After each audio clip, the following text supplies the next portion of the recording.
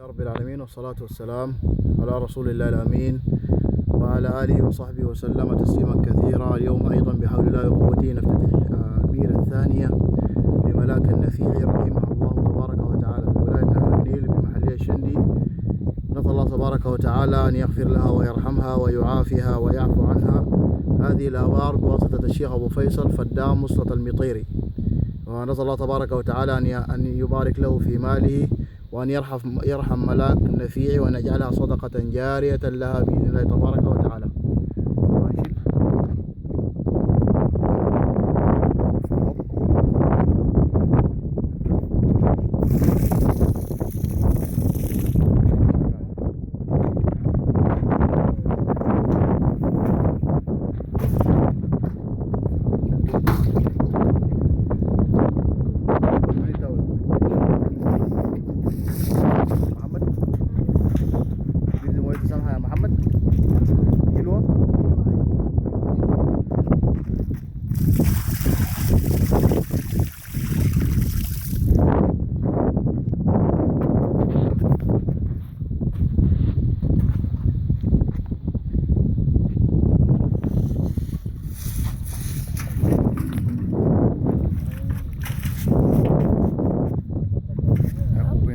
فوق ارفع فوق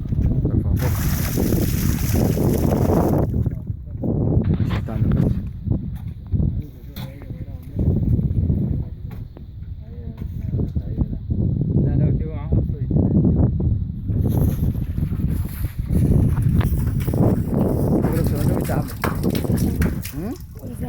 أولى ثانوي أنت كم؟ كل ما تيجي تدور لملاك النفيع والله نشيل تاني. تعال نشيل لك واحد.